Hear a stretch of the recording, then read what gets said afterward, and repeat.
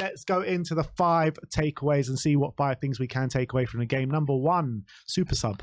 And that is Brennan Johnson. I mean, of all you can say with all our subs, because the subs really impacted the game very well. Particularly Brennan. But Brennan, obviously, as you mentioned, he's become the leading player in the whole Premier League for goal contributions off the bench, with 6, 2 goals and 4 assists. And yesterday had a brilliant cameo off the bench, 3 key passes, obviously 1 assist, but obviously set up the own goal as well.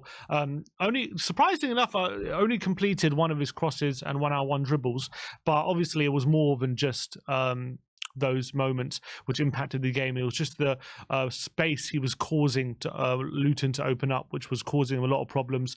And yeah, look, he's clearly a very effective sub off the bench, that's for sure. Talking about those completed crosses, because the cross that led to the own goal fell to a Luton player, does that count as, it doesn't count as a completed cross, but even though it was an assist kind of thing. Yeah, exactly. So it's a weird one, isn't it? Yeah, it's one of those. So, but Brennan was absolutely brilliant. He's really proving his worth for Spurs now. 50 million signing in the last day or the last few days of the transfer window, and you're starting to see him grow in the Spurs shirt now. I have been, a critic of his, saying, the performance levels don't really match up to the goal contributions that he's getting. But if he can carry on with the performance levels that he's shown in the past 4 games, minus the Fulham game, then I think people will start to come over to his side, and I think he's been brilliant. And I don't think you'll find anyone that doesn't give a man the match for yesterday. Let's move on to number 2, and that is Captain Fantastic. And it was a real captain's performance from Heung-min Son yesterday. It was kind of never say die performance. He had 6 shots on the day, 2 on target, completed 3 of his 3 dribbles, 1 chance created. He had 2 accurate through balls as well. So it was a bit of a real Roy of the Rover stuff from Sonny, because he just never stopped trying. Even though he had those misses, he had that chance that hit both posts. He had that chance where he took it first time with Kaminsky saved, and it looked like it just wasn't going to be his day. But he just kept going right to the last, and obviously it turned up that moment with the goal, which deflected past Kaminsky and got us the goal, which actually took him to now 15 goals and 8 assists this season, which is 3rd in the league now for goal contributions. Only 3 behind Watkins, and only 1 behind Mo Salah for goal contributions. And importantly as well, that goal takes him into the top 5 of all-time Spurs top goal scorers, which is a remarkable achievement for a player like Heung-min Son. So amazing display, I thought, from him yesterday, especially given the travel time he's had from Korea, and really great for him to enter that top 5. A special moment for him. Yeah, Captain Fantastic is the perfect name for him, because that's exactly what he is, and he just encapsulates more than anyone in our squad what Ange's motto is we never stop, and he just doesn't ever stop throughout the whole 90 minutes. And you're completely right in what you're saying. To travel to South Korea, play 2 90 minutes, score 2 goals in both games as well, be the captain over there and carry the nation on his back like he does, and then to come and do it for Tottenham as well.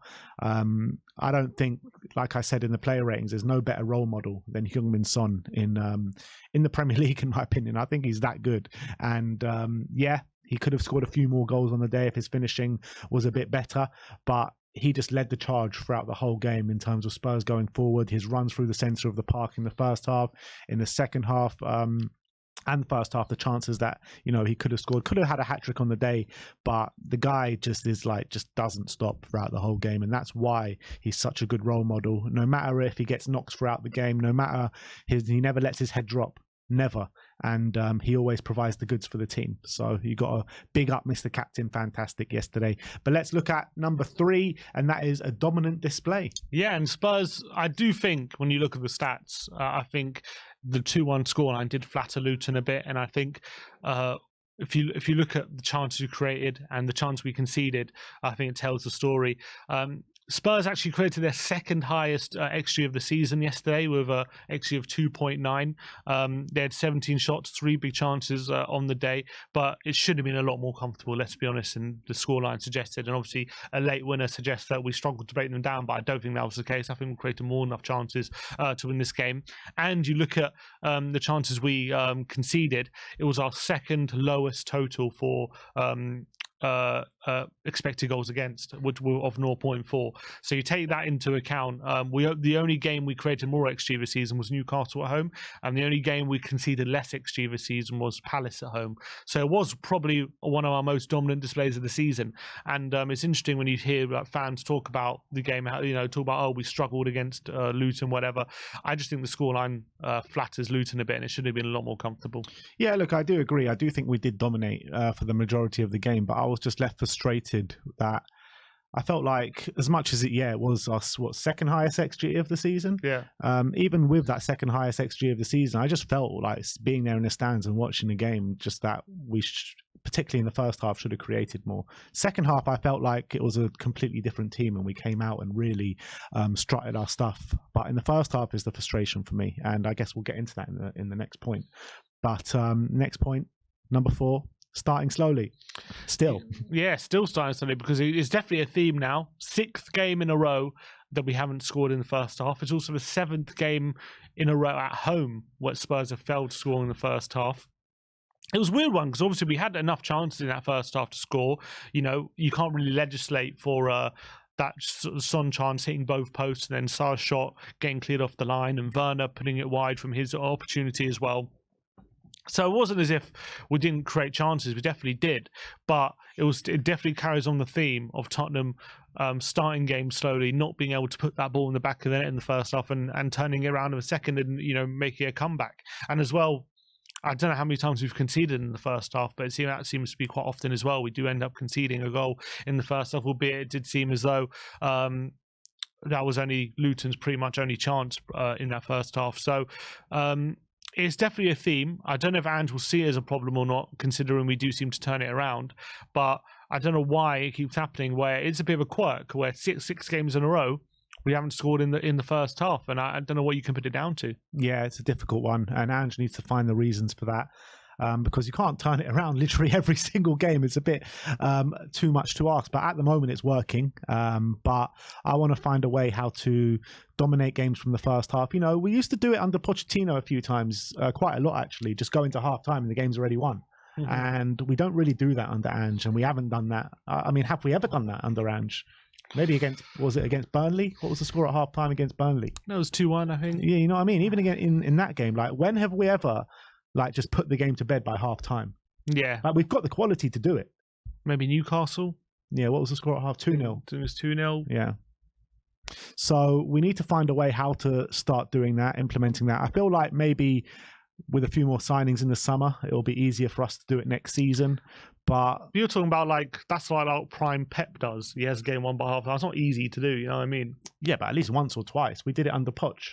Yeah, in his first season, did we? I don't know. Not in his first, maybe once or twice in his first season, but it was few and far between. But literally, we can't score in first halves of games. This is far cry from putting games to bed at half time. Yeah, that's definitely an issue. We just can't seem to take the initiative in the first half. We seem to start slowly, and then I don't know.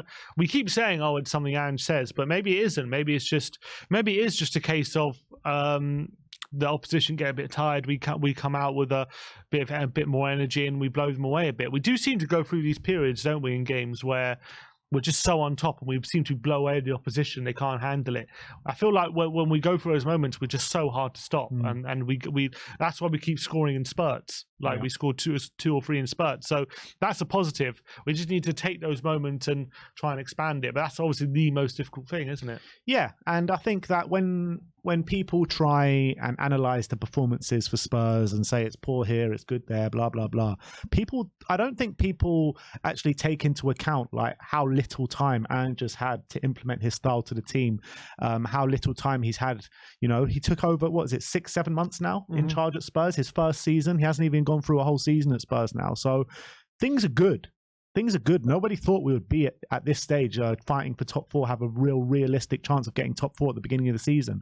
And for us to be here now and, fighting with Villa toe-to-toe to get that top 4, I think is only a good thing, and I think we'll only improve next season. So I think Spurs are onto a very good thing with Ange Postecoglou, and I can't stand...